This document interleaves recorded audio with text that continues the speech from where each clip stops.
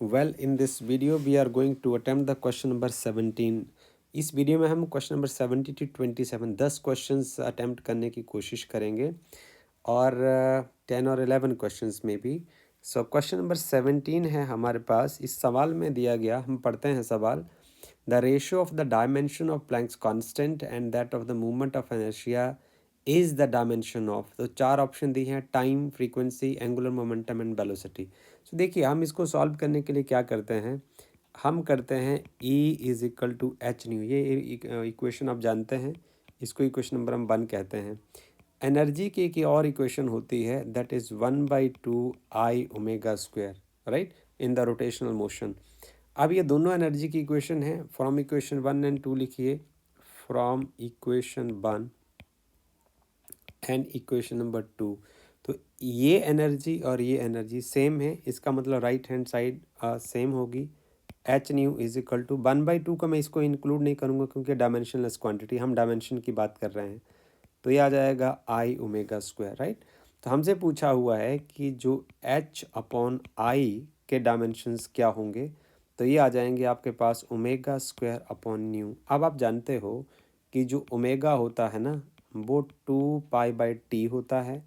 इसको फर्दर आप लिख सकते हैं 2 पाई. 1/t इज़ न्यू, तो मैं ओमेगा को 2 पाई न्यू लिख सकता हूँ. यहाँ पुट कर दीजिए, ये आपके पास आ जाएगा 4 pi square new square upon new. तो ये न्यू से न्यू कैंसिल हो जाएगा.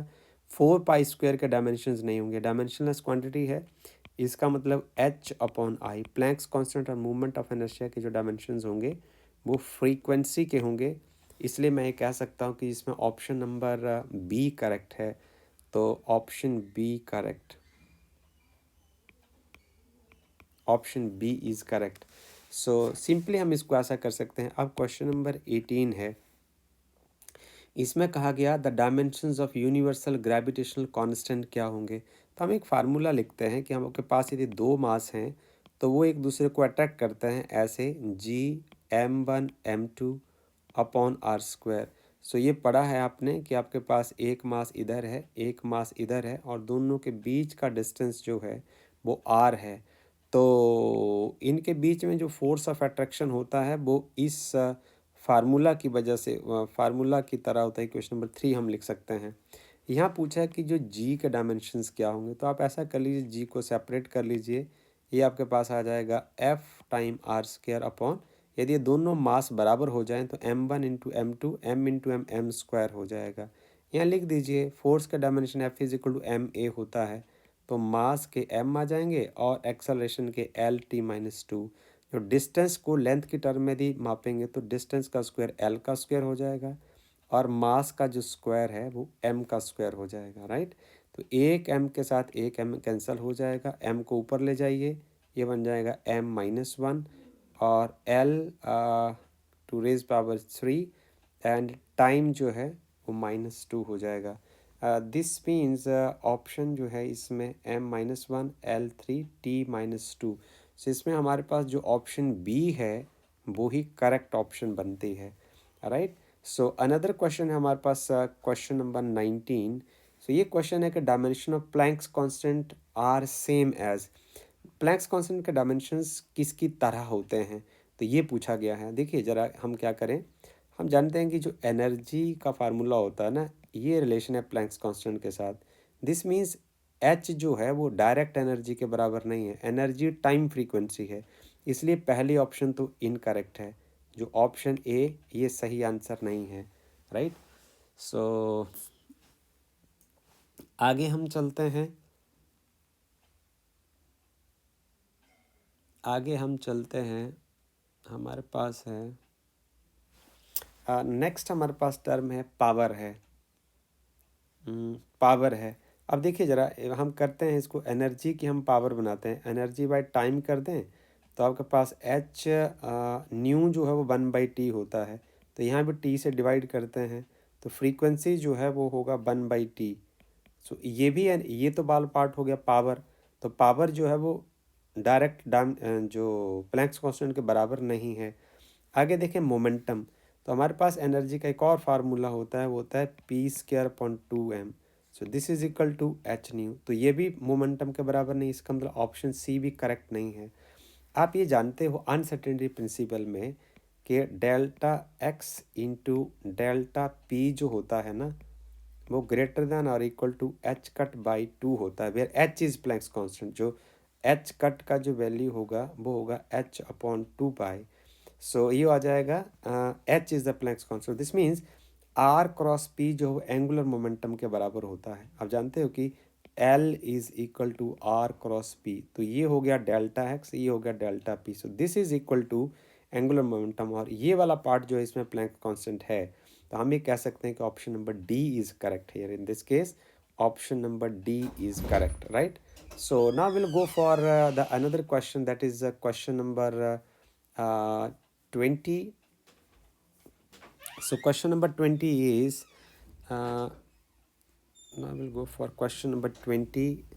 So question number 20 is which of the following group have the quantities that do not have the same dimensions? इसमें किस किस के डायमेंशन सेम नहीं हैं?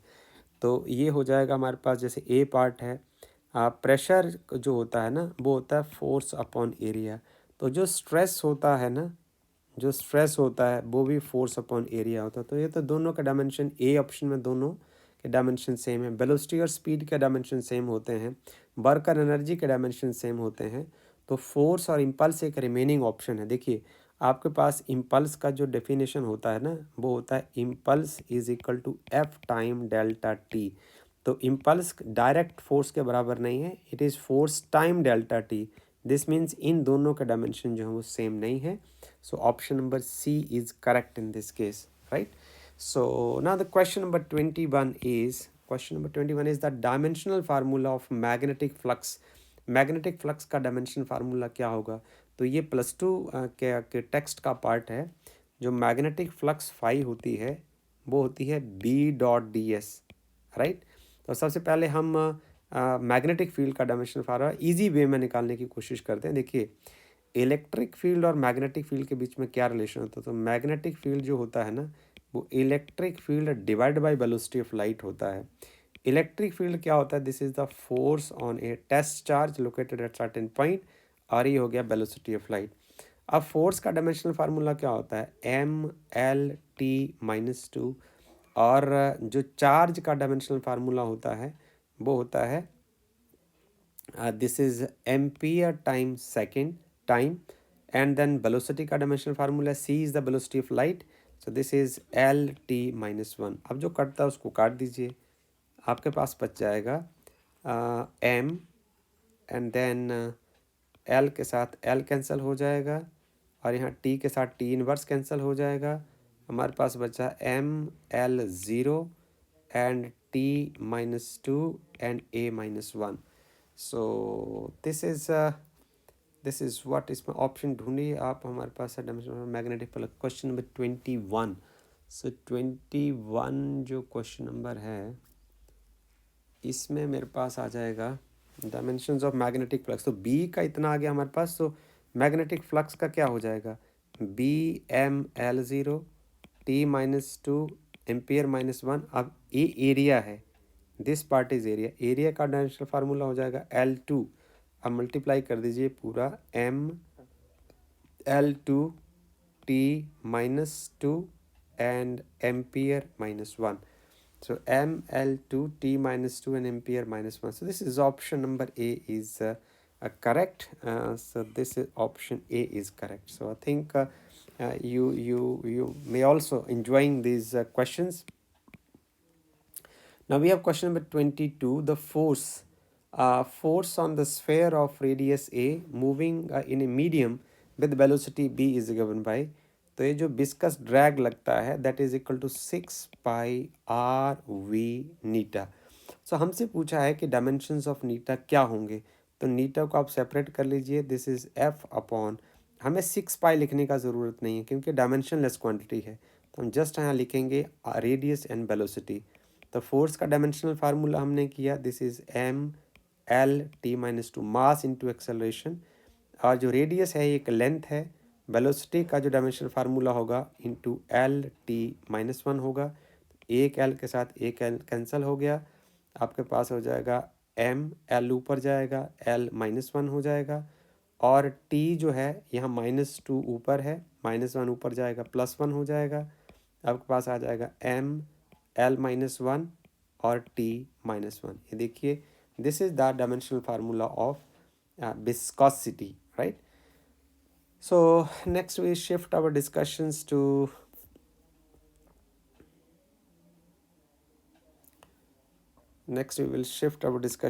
question number 23. This is very interesting question. We'll go now question number 23. So this is question number 23. So equation दी गई है हमारे पास, we do have the equation, ये है हमारे पास p, this is p plus a upon v square, and then this is equal to b time theta upon v। इसमें ये कहा गया, आप क्वेश्चन को पैरेलल पढ़ सकते हैं। p एक प्रेशर है, v वॉल्यूम है, थीटा एब्सोल्यूट टेम्परेचर है। इसमें जो पार्ट है हमारे पास, ये a और b ये दोनों कांस्टेंट हैं। हमसे पूछा गया है कि डायमेंशंस ऑफ a क्या होंगे, a के डायमेंशन क्या होंगे। हमें इससे यहाँ पूछा गया है कि a के डायमेंशन क्या होंगे। अब यहाँ समझिए, इसको हम करेंगे कैसे कि यदि ये वाला पार्ट प्रेशर है तो प्रेशर में सिर्फ प्रेशर ऐड होता है। इसका मतलब P और A अपॉन वी स्क्वायर के डायमेंशंस बराबर होंगे। हमें कह सकते हैं P is equal to A upon V square. हमसे पूछा है कि A के कितने होंगे, तो A के होंगे, प्रेशर को आप वॉल्यूम के स्क्वायर से मल्टीप्लाई कर देंगे। तो प्रेशर का फार्मूला होता है फोर्स अपॉन एरिया और वॉल्यूम का स्क्वायर हो जाएगा। तो इसको लिख दीजिए, फोर्स के डायमेंशंस होंगे mL/T-2, एरिया के डायमेंशन होंगे L2 और वॉल्यूम के डायमेंशन होंगे L³ का स्क्वायर हो जाएगा। तो यहाँ लिख दीजिए mL/T-2 और L की पावर 6 हो जाएगा डिवाइड बाई L2। तो यहाँ से कट जाएंगे, यहाँ रह जाएंगे 4, ये मेरे पास आ जाएगा mL की 4 + 1 5 and T-2। So this is the dimensional formula of A, right? So another question is question number 24. ये सवाल दिया गया हमें, which of the following will have the dimensions of time के डायमेंशन किसके होंगे। तो हम इसको देखते हैं कि कौन सा करेक्ट ऑप्शन। हम जानते हैं कि अकॉर्डिंग टू ओम्स लॉ हम जानते हैं ये V is equal to IR होता है, और वोल्टेज अक्रॉस द इंडक्टर क्या होती है, L time DI upon DT होती है। तो ये वोल्टेज है, ये वोल्टेज, इन दोनों साइड के डायमेंशंस बराबर होंगे। तो हम कह सकते हैं कि IR जो है वो LDI अपॉन DT होगा। ओके, सो आप I के साथ I cancel, same dimension cancel हो जाएंगे, तो कंट्रीब्यूट नहीं करेंगे, हमारे पास रह जाएगा R is equal to L/T हो जाएगा। ओके, सो क्रॉस मल्टीप्लाई कर दीजिए, implies that L upon R जो है उसके डायमेंशन टाइम के होंगे। So this means that L upon R, option number C is correct in this case. So option number C is correct. Question number 23 में हमारे पास है mL/T-2. So this is option number A is correct. mL/T-2. So now we shift our discussions to another question. This is question number 25 now. So we are going for question number 25. You have to learn the skill to solve these questions as fast as possible. Which of the following is a dimensional constant? वो constant भी है पर उसके dimensions हैं। तो refractive index जो होता है ना, वो डायमेंशन लेस है, C/V की रेशो होती है। जो पॉइजन रेशो है, पॉइजन रेशो होती है change in the diameter to the original diameter. Same quantity numerator में, सेम क्वांटिटी डिनोमिनेटर में कैंसिल हो जाएगी। रिलेटिव डेंसिटी, डेंसिटी की डेंसिटी से रेशो होती है। जो ग्रेविटेशनल कांस्टेंट है, F is equal to G m1 m2 upon r square. So this has the dimensions now. So as we have solved these questions earlier also, इसको हमने पहले solve भी किया है। तो this shows that this has dimensions, this is dimensional constant, एक ऐसा constant जिसके डायमेंशन भी हो उसको डायमेंशनल कांस्टेंट बोलते हैं। सो 25वें क्वेश्चन में option number D is correct. इसको पहले हमने सॉल्व किया हुआ है, you can consult that question. Question number 26 है, हमारे पास है time dependence of physical quantity P. कोई एक फिजिकल क्वांटिटी ऐसे वेरी करती है, P is equal to P zero exponential of minus alpha T square. So alpha इसमें कांस्टेंट है और टी टाइम है, तो कांस्टेंट अल्फ़ा के डायमेंशंस क्या होंगे? आपको ये याद रखना है कि जो एक्सपोनेंशियल होता है ना, उसका जो उसके अंदर जो उसके आर्गूमेंट में जो क्वांटिटी होती है वो हमेशा डायमेंशन लेस होती है, वो एक नंबर होता है। तो नंबर कैसे पॉसिबल हो सकता है? यदि अल्फ़ा टी स्क्वायर जो है वो कोई एक कांस्टेंट आता है, मैं 1 कह देता हूँ इसको, राइट, कोई नंबर आएगा। तो क्या होगा, जो टी स्क्वायर जो है वो 1/α स्क्वायर 1/α होना चाहिए। सो अल्फ़ा जो है वो क्या होना चाहिए, alpha is equal to 1/t square होना चाहिए। तो इसके डायमेंशन क्या होंगे, t के -2 होंगे। This means option number 26 question, option number B is correct in this case. Question number 26 option number B is correct, यहाँ बी करेक्ट ऑप्शन होगी। So now I am going for the last question, question number 27.